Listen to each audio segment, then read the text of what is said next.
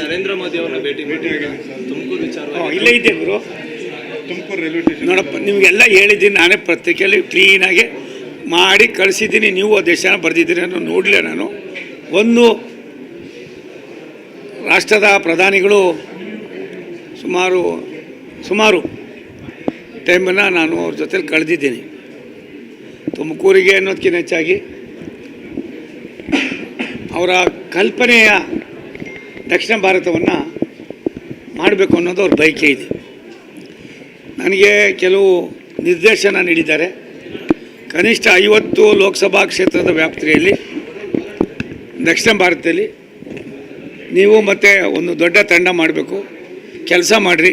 ಬಡವರು ಯಾರಿದ್ದಾರೆ ಗುರುತಿಸಿ, ಧ್ವನಿ ಇಲ್ದವ್ರು ಯಾರಿದ್ದಾರೆ ಗುರುತಿಸಿ, ಅವನು ಯಾವ ಜಾತಿ ಕುಲ ಅನ್ಬೇಡ್ರಿ, ಸಾಮಾನ್ಯನಿಗೆ ಯಾವ ರೀತಿ ನಾವು ಸವಲತ್ತು ತಲುಪಿಸ್ಬೋದು ಅನ್ನೋದಕ್ಕೆ ನಿನಗೆ 2 ಆಸ್ಪಿರೇಷನ್ ಡಿಸ್ಟಿಕ್ ಕೊಟ್ಟಿದ್ದೀವಿ. ಒಂದು ರಾಯಚೂರು, ಇನ್ನೊಂದು ಮಧುಗಿರಿ. ಅದೆಲ್ಲವೂ ಮಾಹಿತಿ ಇದೆ ಅವ್ರ ಹತ್ರ.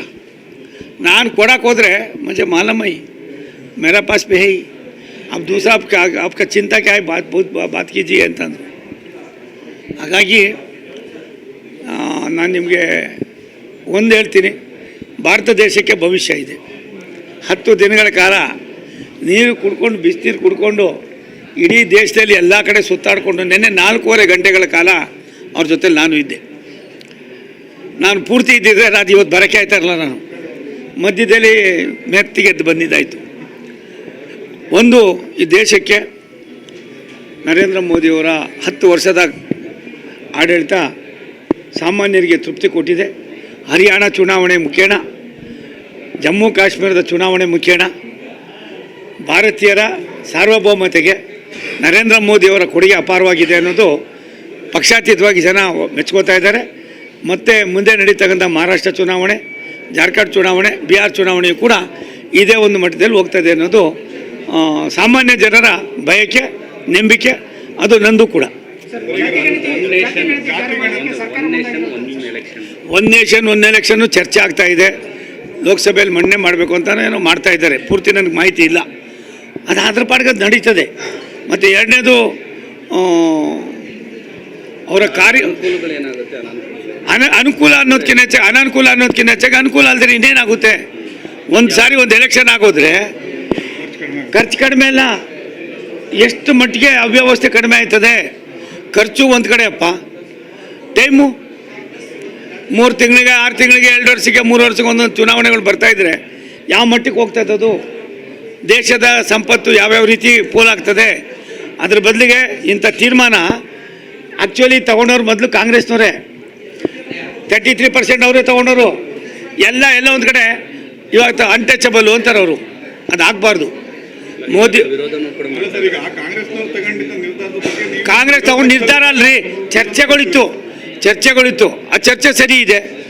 ನರೇಂದ್ರ ಮೋದಿಯವರು ಯಾರನ್ನು ದ್ವೇಷ ಮಾಡಿದವರಲ್ಲ, ಇನ್ನೊಬ್ಬರ ಬಗ್ಗೆ ಗದ್ದಲ ಮಾಡಿದವರಲ್ಲ. ಮತ್ತು ಅವ್ರು ಕೊಟ್ಟಿರ್ತಕ್ಕಂಥ ಒಳ್ಳೆಯ ಸಜೆಷನ್ ಇದ್ದರೆ ಅದು ಮಾಡಬಾರ್ದು. ನನಗೆ ಇವಾಗ ರೈಲ್ವೆ ಇಲಾಖೆ 96ರಿಂದ ಬಿದ್ದಿತ್ತಪ್ಪ.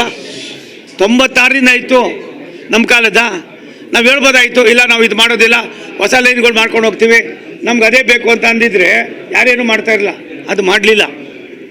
ಯಾವ್ಯಾವುದು ಹಳೆ ಪ್ರಾಜೆಕ್ಟ್ಗಳು ಅವಶ್ಯಕತೆ ಇದೆಯಾ ಅದನ್ನು ಮುಗಿಸಿ ಅಂತ ಹೇಳಿ 43,000 ಚಿಲ್ಲರೆ ಕೋಟಿ ರೂಪಾಯಿನ ಬಿಡುಗಡೆ ಮಾಡಿದ್ದಾರೆ.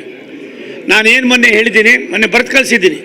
ಎಲ್ಲವನ್ನೂ ಕೂಡ 2027 ಒಳಗಡೆ ನಿಮ್ಮ ಇನ್ಕ್ಲೂಡಿಂಗ್ ಅಂಡರ್ ಪಾಸ್ಗಳು, ROB RUBಗಳು ಸೇರಿ ಅವೆಲ್ಲವನ್ನು ಕೂಡ ಕೇವಲ ತುಮಕೂರು ಒಂದೇ ಅಲ್ಲ, ನಿಮ್ಮ ಸ್ಟೇಷನ್ನು, ರೈಲ್ವೆ ಸ್ಟೇಷನ್ನು ಅದು ಎಷ್ಟು ಪ್ರಮಾಣದಲ್ಲಿ ಅದು ಡೆವಲಪ್ ಆಗ್ತದೆ ನೀವೇ ನೋಡಿ. ಮೊನ್ನೆ ಒಂದು ಬೇಮ ಟ್ರೈನ್ ಬಿಟ್ಟು ನೀವೆಲ್ಲ ಸಹಕಾರ ಮಾಡಿದ್ರಿ. ಅದರಿಂದ ಎಷ್ಟೊಂದು ಜನಕ್ಕೆ ಅನುಕೂಲ ಆಗ್ತಾಯಿದೆ. ಹಾಗಾಗಿ ಹಂತವಾಗಿ ಹೋಗೋಣ. ಇವಾಗ ಕೌಚಾದು ನೆನ್ನೆ ನಾನು ಇನ್ಸ್ಪೆಕ್ಷನ್ ಮಾಡಿದೆ. ಒಂದೇ ಲೈನಲ್ಲಿ ಬರ್ತಾಯಿದ್ರೆ ಇನ್ನೂ 50 ಮೀಟ್ರ್ ಮೇಲಿದ್ರೂ ಕೂಡ ಅದು ಗಾಡಿ ಅಲ್ಲೇ ನಿಂತ್ಕೋತದೆ, ಈ ಗಾಡಿ ಇಲ್ಲೇ ನಿಂತ್ಕೋತದೆ. ಇವ್ನು ನಿದ್ರೆ ಮಾಡ್ತಾವನೇನು ಇಬ್ಬರು ಡ್ರೈವರ್ಗಳು. ಯಾವ ನಿದ್ರೆ ಮಾಡೋದಿಲ್ಲ. ನೋಡಪ್ಪ, ಇದು ಹೊಸ ಟೆಕ್ನಾಲಜಿಯನ್ನು ಅಳವಡಿಸ್ತಾ ಇದ್ದೀವಿ. ಈಗಾಗಲೇ 1427 ಕಿಲೋಮೀಟ್ರು ಕರ್ನಾಟಕದಲ್ಲಿ ತಗೊಂಡಿದ್ದೀವಿ. 125 ಕಿಲೋಮೀಟ್ರ್ ಮುಗಿಸಿದ್ದೀವಿ. ಇನ್ನು ಬಾಕಿ 1400 ಕಿಲೋಮೀಟ್ರ್ ಚಿಲ್ಲರೆ ಇನ್ನೊಂದು 2 ವರ್ಷದಲ್ಲಿ ಮುಗಿಸ್ತೀವಿ. ವಿಶ್ವ ಪ್ಲಸ್, ಜನಹಿತಕ್ಕಿದು ಜ್ಞಾನದ ಜಾಲ.